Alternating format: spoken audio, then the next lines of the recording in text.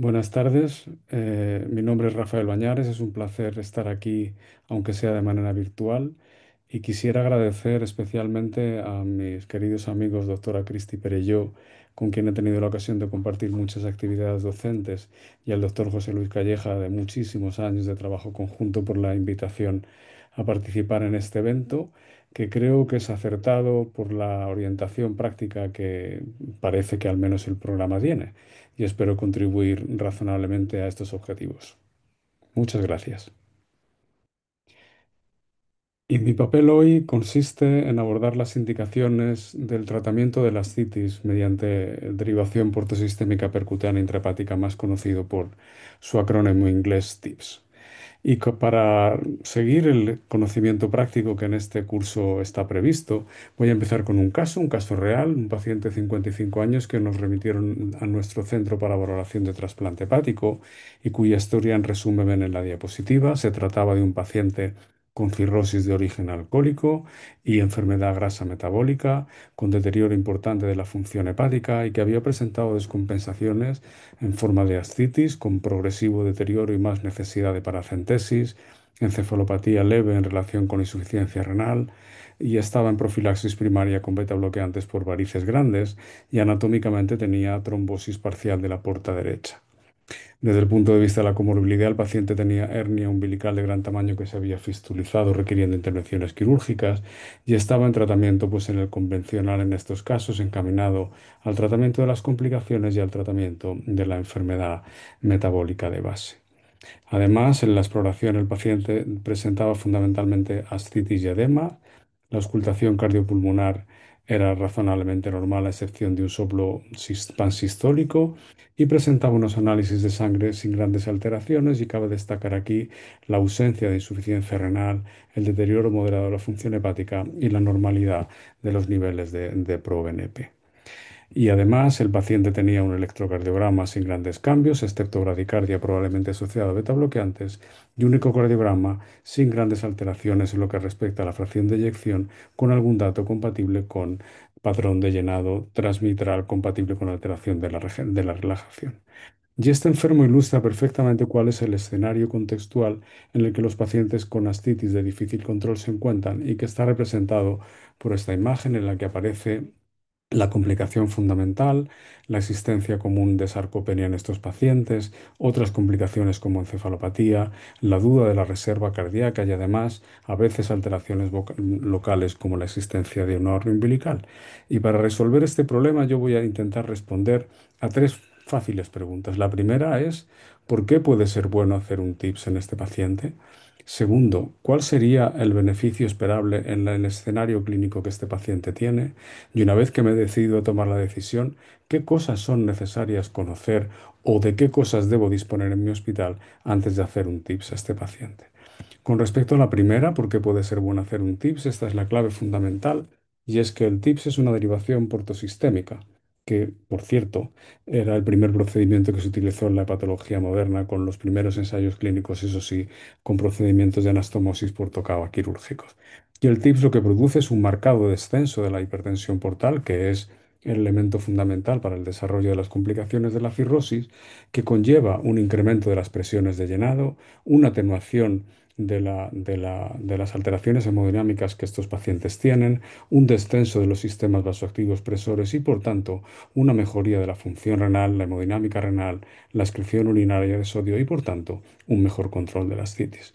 Sin embargo, estos mismos efectos beneficiosos son capaces de producir descompensaciones de diferente tipo, como por ejemplo la existencia de descompensación cardíaca por un exceso de la oferta de volumen circulante, puede producir el conocido deterioro de la función cerebral en forma de encefalopatía y también puede producir alteraciones en la función renal, bien asociadas al contraste o bien al propio deterioro circulatorio. Por tanto, esta diapositiva representa que el TIPS es un tratamiento fisiopatológico, que son los buenos, para el tratamiento de los pacientes con ascitis, con su cruz, que son las posibles complicaciones asociadas. En segundo lugar, La pregunta es, ¿cuál sería el beneficio esperable en este paciente concreto? Pues en este sentido, y sin entrar en las definiciones conceptuales que en este paciente concreto puedan tener, si diagnosticar al paciente de ascitis refractaria, que es una posibilidad si aplicamos los criterios oportunos, tenemos información en la literatura que nos indica que esta es una situación de importante gravedad. Y esto es un dato muy relevante. ¿Por qué? Porque los pacientes con ascitis refractaria representan el extremo final o casi final del deterioro circulatorio de los pacientes con enfermedad hepática avanzada, caracterizada por retención importante de agua y sodio y por la existencia de hiponatremia dilucional. Es el preludio del desarrollo de insuficiencia renal funcional de estos pacientes.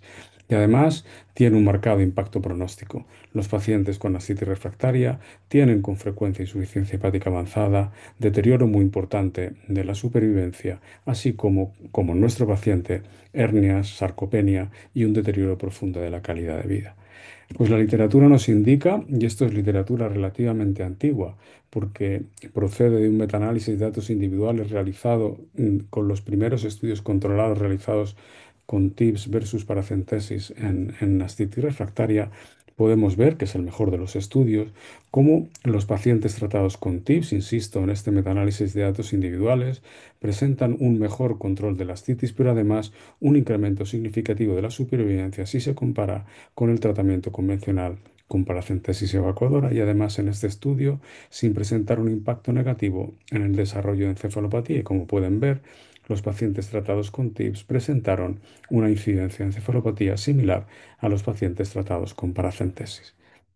Bueno, si el paciente es diagnosticado de ascitis recurrente, es importante reconocer que la ascitis recurrente, y este es un estudio reciente de Marta Tonón, publicado en Clinical Gastroenterology and Hepatology, en el cual identifica cómo la ascitis recurrente define una población de pacientes con un pronóstico intermedio entre los pacientes con ascitis de fácil control y los pacientes con ascitis refractaria, y por tanto representa una entidad que se debe manejar específicamente tanto en la práctica clínica como en estudios de investigación. Pues bien, tenemos información muy valiosa en la literatura, uno de los pocos estudios controlados que se han realizado en pacientes con ascitis recurrente, en el cual, un estudio publicado por el doctor Christophe Bureau en Francia, se puede demostrar claramente cómo la utilización de TIPS en lugar de paracentesis se asocia a un mejor control de la ascitis al año, a una baja o similar probabilidad de desarrollo de encefalopatía comparado con la paracentesis evacuadora y, lo que es muy importante, con un incremento significativo de la supervivencia. Como pueden ver, los pacientes que recibieron TIPS presentan una supervivencia significativamente superior a la de los pacientes que recibieron paracentesis evacuadora. Por último, si lo que quiero es, en este escenario, prevenir la descompensación adicional que todos ustedes conocen, que es un elemento muy relevante en la historia natural de la enfermedad y que se asocia a un peor pronóstico, disponemos de información reciente, un metaanálisis de datos individuales altamente sofisticados desde el punto de vista metodológico, en el que con una amplísima cohorte de pacientes tratados bien con Standard of Care o bien con TIPS y como digo, con un ajuste muy preciso, la utilización de TIPS se asoció a un descenso significativo en la probabilidad de desarrollar descompensación adicional y, muy importantemente, en un incremento significativo de la supervivencia. Si bien estos datos están aplicados al conjunto de las indicaciones, también son aplicables a aquellos pacientes con ascitis. Y por tanto tenemos una base suficiente como para indicar tips en pacientes como el que les acabo de presentar. La cuestión es cuándo. Esto lo hago pronto, lo hago tarde. La información también es escasa en la literatura, pero este estudio creo que es destacable. Es un estudio retrospectivo en el cual una amplia cohorte de 128 pacientes con ascitis refractaria que fueron tratados con TIPS se distribuyeron en aquellos en los cuales no se pudo controlar la ascitis y con respecto a aquellos en los que sí se pudo controlar la ascitis. Pero es que este hecho, además de ser incómodo para los pacientes, se asocia a una diferencia marcada en la supervivencia. Como pueden ver, los pacientes que tuvieron un control adecuado después de TIPS presentan una supervivencia 7 veces superior, el hazard ratio 7 veces superior a lo de los pacientes que presentaron ascitis persistente, y las variables que se asociaban a la existencia de ascitis persistente fueron la necesidad de paracentesis, y el grado de insuficiencia renal basal, de tal manera que cuanto más alta la creatinina, más probable es que persistiera la ascitis, y cuanto más paracentesis necesitaba, más probable era que la ascitis fuera no controlada después del TIPS. De manera que la conclusión es que en estos enfermos es importante considerar el TIPS precozmente en la descompensación ascítica, y esta recomendación ha sido recogida en la recientísima Guía Europea de Tratamiento con TIPS, en la cual se indica que en pacientes con paracentesis de repetición a pesar de tratamiento médico, el TIPS debe discutirse pronto para mejorar el rendimiento en cuanto a supervivencia de los pacientes. Bueno, hemos respondido a las dos primeras preguntas y ahora nos queda la tercera. ¿Qué es lo que necesito saber o tener en mi medio antes de hacerle un tips al paciente? Yo creo que esta diapositiva es una diapositiva sumamente importante, que se resume en las siguientes cuatro subpreguntas. ¿Tengo la configuración, el setup apropiado para todo lo que conlleva el tips? En mi paciente concreto, ¿tengo alguna herramienta que me permita decirle a ese paciente cuál es su pronóstico individual? Y otras dos preguntas importantes es cómo debo manejar el riesgo de enfermedad cardíaca o el riesgo de encefalopatía. Con respecto a la primera, es muy importante saber que hacer un TIPS no consiste en que haya un radiólogo o un hepatólogo muy habilidoso que sea capaz de comunicar la vena suprahepática con la vena porta a pesar de condiciones técnicas complicadas. Esto es un hecho importante, pero no imprescindible. Vean cómo para hacer un óptimo manejo de estos pacientes es necesaria una evaluación previa al TIPS, antes y durante el procedimiento, inmediatamente después del procedimiento y a largo plazo, que involucra muchísimas disciplinas, desde enfermería, cardiología, neumología, anestesia, cirugía, nosotros como hepatólogos. Pero yo les quería dar dos consejos fundamentales. El primero, esto se ha de hacer con una visión hepatocéntrica. Lo que manda a la hora de indicar un TIPS en estos pacientes es la enfermedad hepática y su gravedad. No dejen que las decisiones la tomen especialistas que son distintos a los hepatólogos. Y el segundo consejo es mejor derivar a un centro con experiencia que improvisar la realización de TIPS, y sobre todo en pacientes tan complejos como el que les he presentado al inicio de la presentación. ¿Podemos establecer un pronóstico individual? La respuesta es sí. Hay diferentes modelos en la literatura que nos permiten en pacientes con ascitis específicamente o general con TIPS establecer un pronóstico, y es importante porque yo soy capaz de decirle a los pacientes, al paciente concreto, cuál es su probabilidad o no de tener una buena evolución. Y aquí les presento los resultados de un estudio que hicimos hace unos cuantos años el doctor Albillos y nosotros en nuestro hospital, en el cual pudimos identificar cómo en pacientes, en este caso con ascitis refractaria, la edad de los pacientes, la creatinina sérica y el sodio sérico eran variables que se asociaban de manera independiente al riesgo de un evento compuesto que era mortalidad o encefalopatía recurrente grave, que al fin y al cabo es lo que le importa al paciente.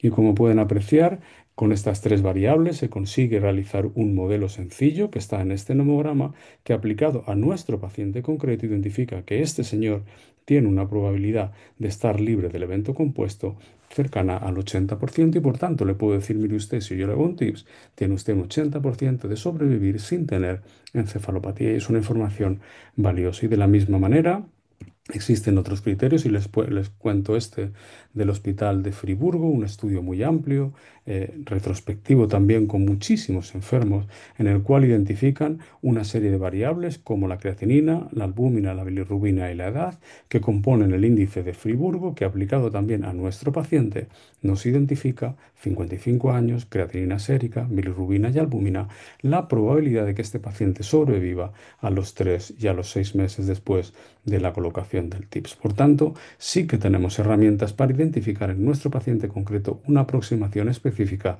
a su grado de supervivencia. La siguiente pregunta, que es recurrente, es ¿qué le pasa al corazón de los pacientes que reciben TIPS? ¿Es preciso hacer algo? ¿Hay que tener en consideración la existencia de alteraciones cardíacas? Hay dos cosas importantes que le quiero decir en esta diapositiva. La primera es que si aparece descompensación cardíaca, afecta de manera muy importante a la supervivencia. Aquí pueden ver cómo los pacientes que después de TIPS presentan descompensación cardíaca tienen una probabilidad de supervivencia marcadamente inferior a la de aquellos pacientes que no la tienen, y por tanto parece razonable establecer una evaluación de la función cardíaca. Si bien esto es difícil en cada paciente individual, sí que hay datos en la literatura que nos indican que una combinación relativamente sencilla eh, mm, que utiliza marcadores de disfunción cardíaca como el BNP o el NT-proBNP y un ecocardiograma convencional, nos permite identificar tres elementos fundamentales. Uno, la existencia de datos bioquímicos que sugieren la posibilidad de enfermedad cardíaca, BNP o proBNP, la existencia de patología valvular, especialmente estenosis aórtica, y parámetros de función ventricular, tanto función sistólica como función diastólica. De tal manera que si los pacientes tienen un proBNP normal y no tienen ningún dato de valvulopatía y conservan la fracción de eyección, la probabilidad de desarrollar insuficiencia cardíaca es muy baja. Y en el otro extremo, aquellos enfermos que tienen alteraciones de la relajación o elevación del proBNP tienen un alto riesgo de presentar insuficiencia cardíaca. El mensaje en esta diapositiva es: miren con cuidado el corazón de los pacientes antes de hacer un TIPS. Por último, la encefalopatía. La encefalopatía es un clásico de cualquier procedimiento de anastomosis portosistémica, pero es muy importante destacar que es posible identificar aquellos pacientes con mayor riesgo de desarrollar encefalopatía post-TIPS, tanto por clínicamente como por criterios de análisis de pruebas psicométricas, y aquí pueden ver cómo la frecuencia crítica de parpadeo o los test psicométricos de encefalopatía identifican poblaciones de riesgo, y además tenemos la capacidad de prevenir el riesgo de encefalopatía mediante la administración de rifaximina profiláctica, y pueden ustedes ver en este estudio del profesor Viró también cómo la administración de rifaximina atenúa la probabilidad de desarrollar encefalopatía, al menos a medio plazo. En definitiva, la utilización de TIPS en estos pacientes ha de tener un cuidadoso balance entre el beneficio, en las circunstancias de beneficio y riesgo. Así, en un extremo encontramos enfermos jóvenes con poco deterioro de la función hepática y con función cardíaca normal, en el que el beneficio es claramente superior al riesgo. Sin embargo, en el otro extremo podemos encontrar pacientes de edad avanzada con grave disfunción cardíaca en los cuales el riesgo supera el beneficio. Y en este complejo escenario es en el que nos debemos de mover. Y para dejarles algunos mensajes para llevarse a casa de manera de resumen, les diría, respondiendo a las siguientes preguntas: ¿qué requisitos de pruebas de imagen son necesarias antes de la realización de un TIPS? Sin ninguna duda, una prueba de imagen axial.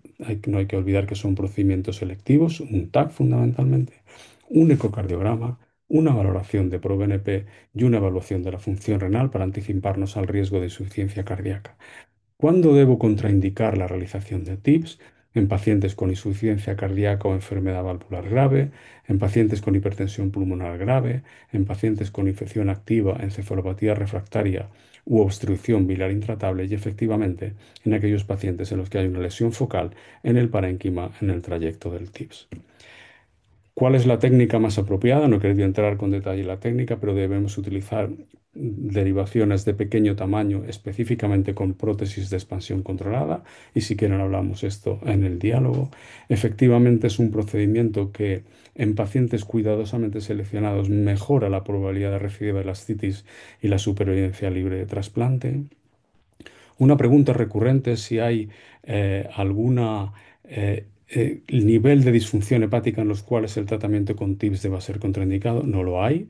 No hay información suficiente para identificar claramente un nivel de corte por encima del cual pueda considerarse una contraindicación, y hay que ponderarlo con el resto de las circunstancias de los pacientes.